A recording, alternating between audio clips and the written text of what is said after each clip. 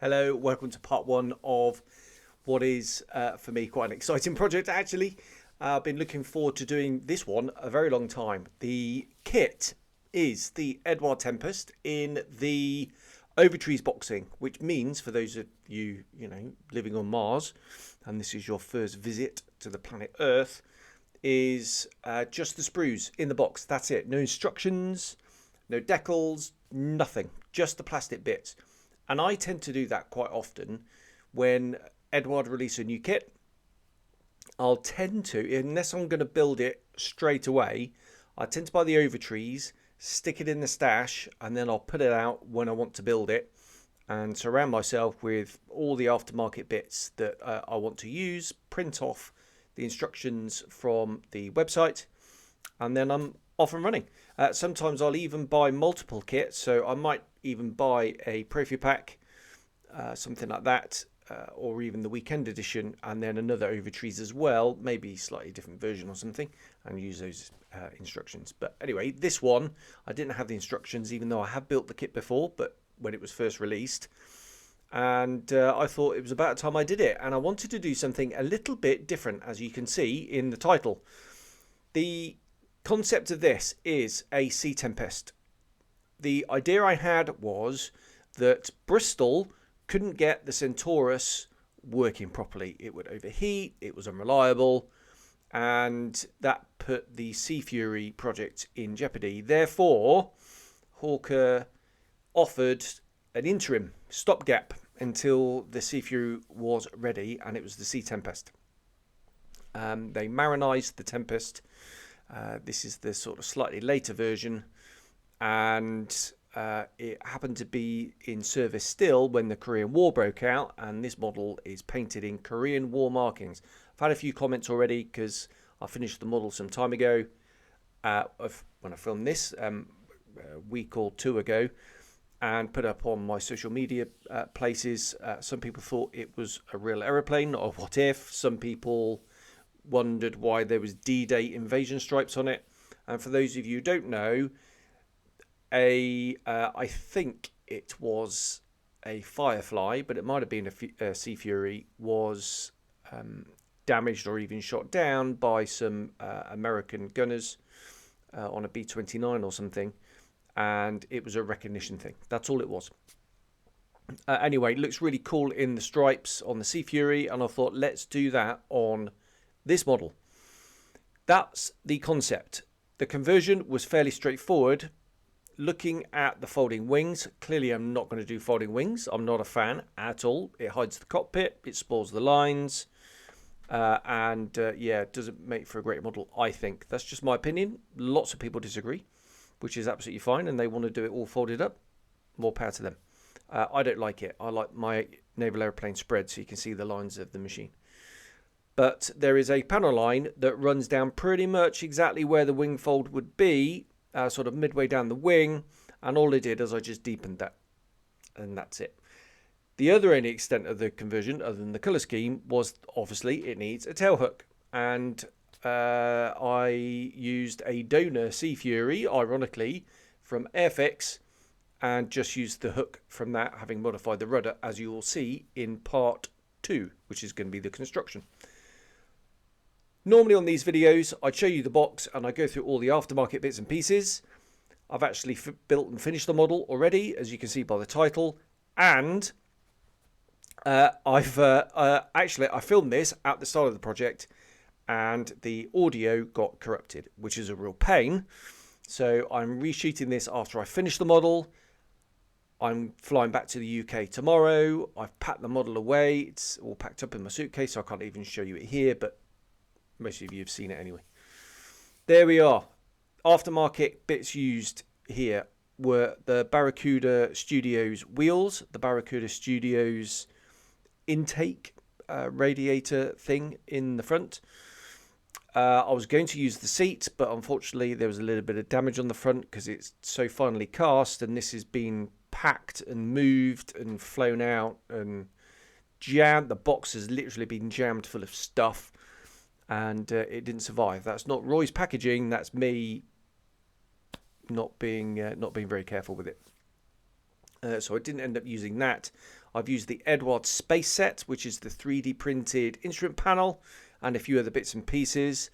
A HGW harness, which you'll see in a minute, was a right pain, but lovely result at the end of it.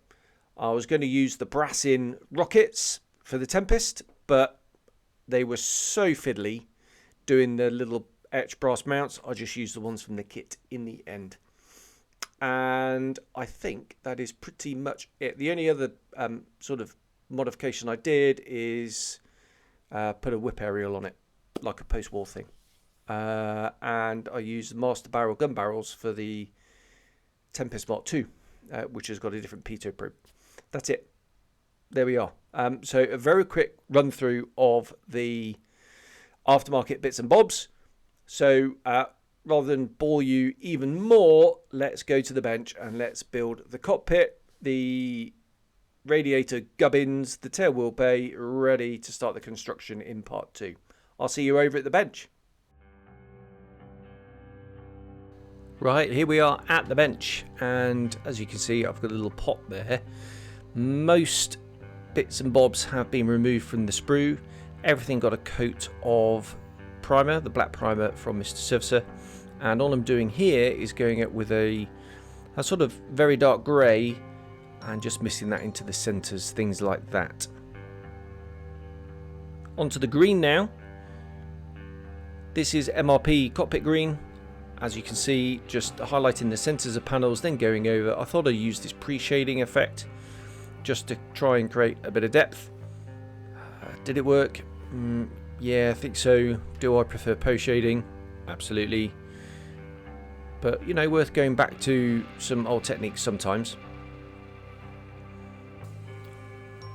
This is the seat. I masked off the seat back and then sprayed the green. This is the kit seat. As I said in the intro, it's a real shame I couldn't use the Barracuda one.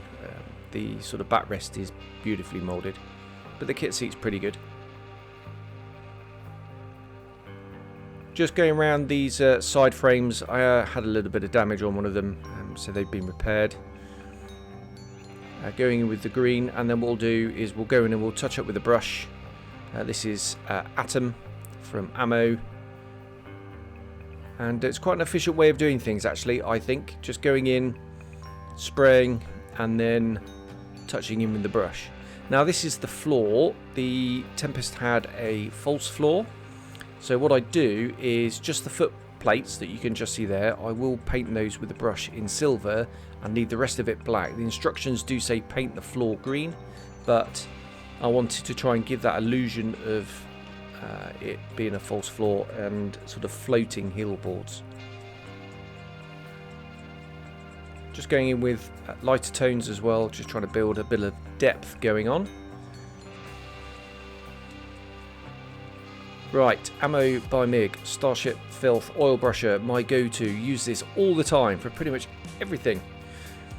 Just works so well on the green. I also go over the black though, to try to create a dusty look. It's a sort of medium-y dark tone, so it kind of works with the black. No idea why I'm doing the back of the seat. It's not going to be seen, but just for completeness. Right, quite a lot of material around the bazaars needs to be removed for the 3D printed decals from the space set. It really does add that extra layer. You can see there, just putting together the instrument panel as well. A little bit of material needs to be removed from that. If you've got the weekend edition, you'll get quite a nice decal that can go over the sort of the moulded parts. Right, this is how it comes. Now, yes, it's printed on decal paper, but it's not treated like a traditional decal. You do not want to soak these because it's going to make them really soft. All you need to do is just get a pipette and or anything really, and just put 1 drop of water on the back. That's all you need. And I'm just going to go doop, touch that on, spread it around, and drop it on the bench. And then straight away, what you can do is peel it off like that. Now what I tend to do is, this is the Ultra Glue from Ammo, it's absolutely brilliant stuff, is put the decal down on a flat surface to try and prevent it curling up, because it will want to, and then you're going to glue this on. So it's not like a traditional decal. I see lots of people complaining that, oh, they won't stick, and it's because they're treating them like a traditional water slide decal. So we'll just get the tweezers on, and as you can see, it's split into various parts. I think that's sensible from Eduard, just to split it up, and then you can just go ahead and glue the individual pieces on. This Ultra Glue stuff is brilliant. This is the matte one, so it does dry matte, and it's really quite good. It dries rock hard. Pretty much as strong as super glue really for stuff like this. It's brilliant, and there you can see the finished effect. Absolutely glorious.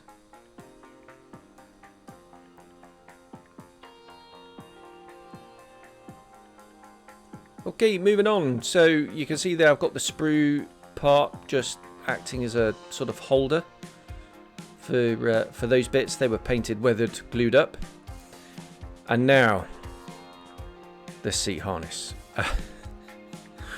Right, am I going to use these again in 48th? Probably not. They are so fiddly, especially something like this with the British harness.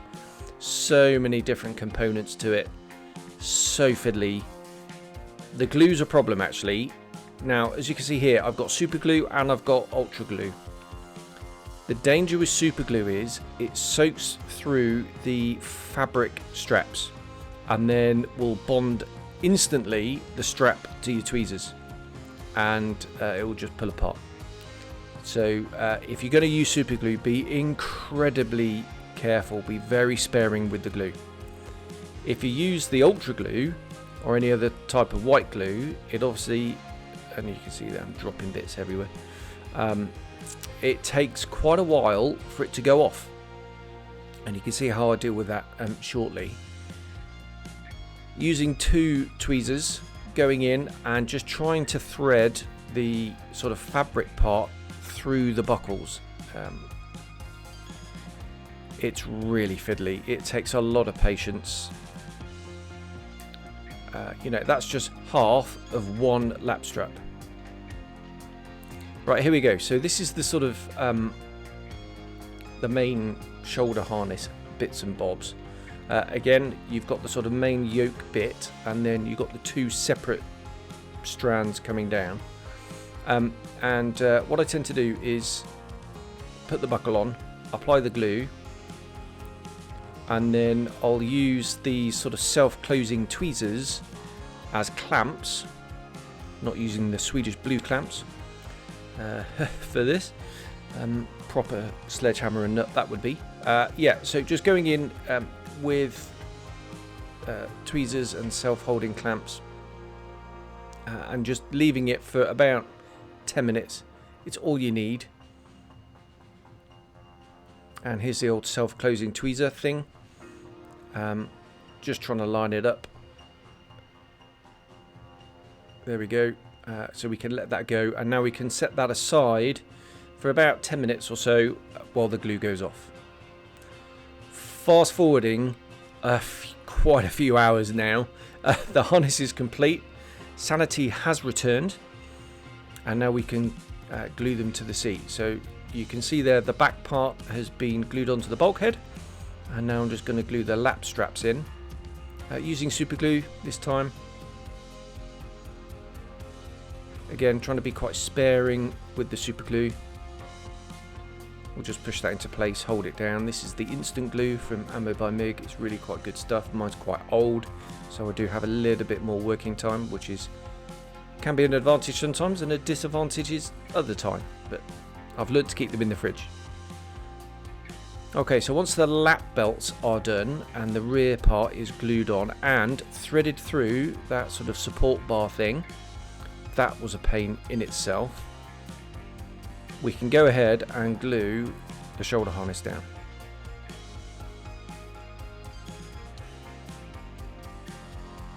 Now these fabric bits really like super glue, so you do have to be careful, make sure that they go down into the right place and stick them on. And that is, I honestly didn't time it, but it was at least 2 hours minimum. But really nice result. 30-second, much easier. Big fan. Now we can start bringing things together.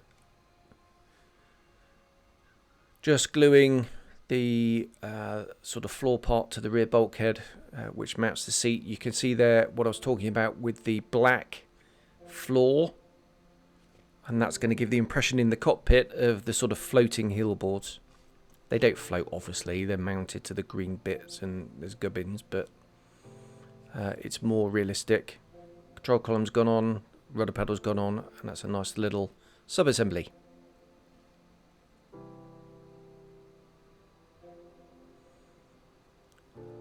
Side consoles now, quite a few bits and bobs going on these. You can see how fine the plastic parts are. Now, when I built my original aeroplane model, when it first came out, I was in the queue at Telford when they released it. Very excited I was too. I did think about a brass inset, but then having built the model, you look inside and it is actually quite a small dark hole, and I don't think the brassing is worth it. But all these extra little levers and bits and bobs you get in the space set are definitely worth it, so I can highly recommend that. Putting on the throttle quadrant here, not that sort of easy to see where it goes, not massively positive, but you know, I got it there in the end. And now we can start building the tub. A little bit of glue helps here in the holes, and just squeeze it all together. Now this sort of bracing bar thing goes across. That was a bit of a fiddle, if I'm honest. I probably could have done with just making the holes a tiny bit bigger. I think that would have helped.